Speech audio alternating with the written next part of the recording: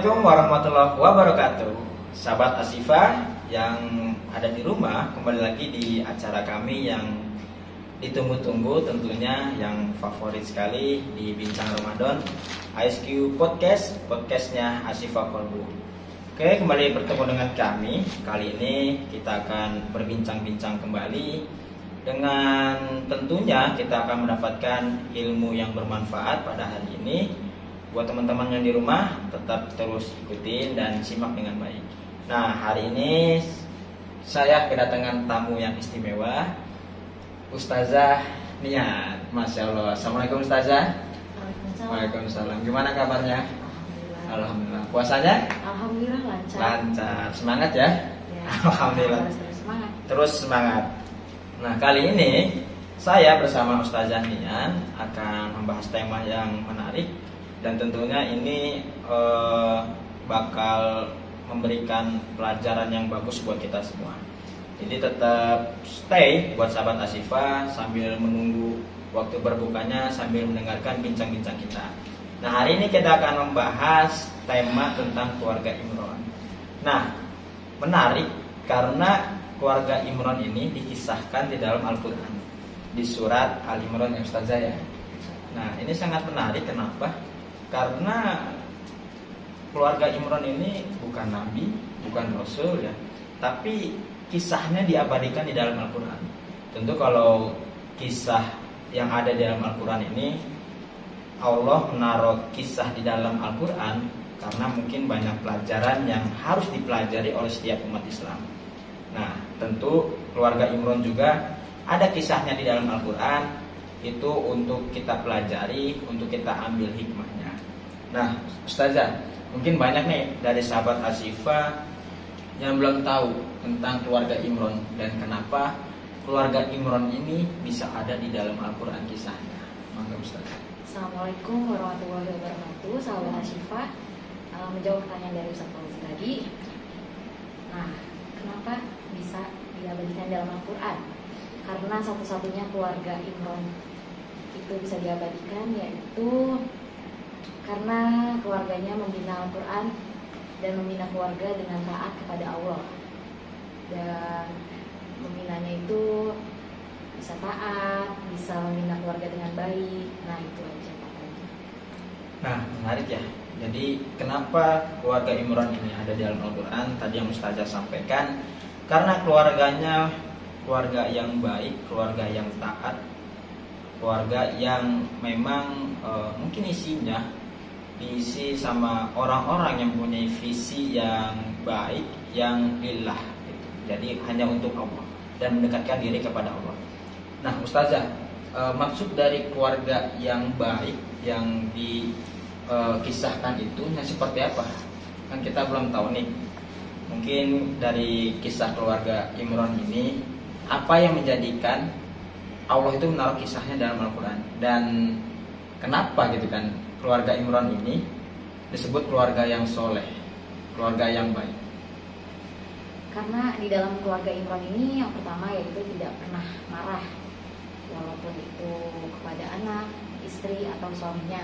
Dan yang kedua menjaga ibadahnya. Menjaga ibadahnya itu dimaksud yang menjaga sholatnya, menjaga puasanya, dan semua ibadah yang beliau lakukan. Yang ketiga yaitu di saat weekend atau di saat pulang kerja bisa menghabiskan waktu bersama keluarganya pada weekendnya, atau mempunyai cita-cita yang mulia.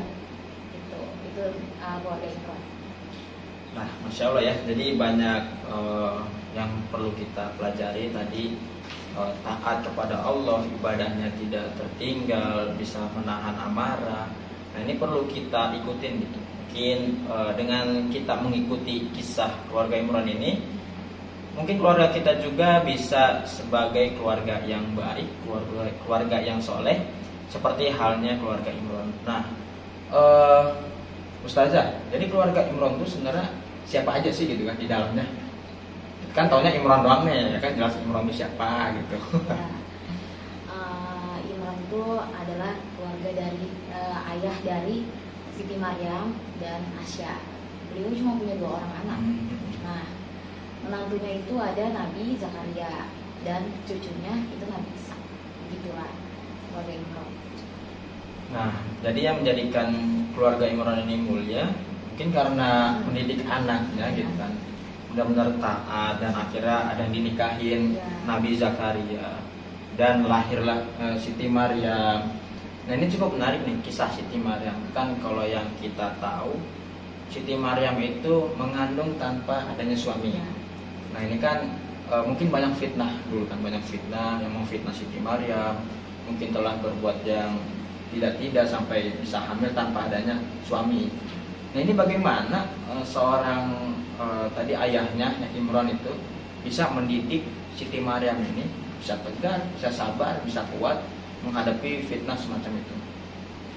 Menghadapi fitnah semacam itu ya dengan selalu melibatkan Allah, Siti Maryam, dan Nabi Zakaria juga pernah berpesan selalulah melibatkan Allah pada setiap jalannya Siti Maryam. Gitu. Masya Allah, luar biasa. Jadi pesannya sebenarnya singkat, tapi ini sangat dalam maknanya. Jadi libatkanlah Allah dimanapun berada ya. Jadi ketika kamu melibatkan Allah, ya udah, nggak usah mikirin apa kata orang lain, fitnah orang lain. Selagi kita merasa itu yakin, benar, tidak salah, ya udah, nggak usah terlalu memikirkan pembicaraan orang lainnya.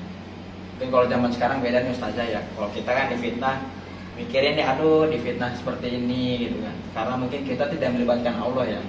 Jadi hati kita gelisah, hati kita tidak tenang. Tapi kalau kita bisa melibatkan Allah, dimanapun kita berada, apapun kondisi kita, insya Allah kita pun bakal tenang, bakal lapang hati kita.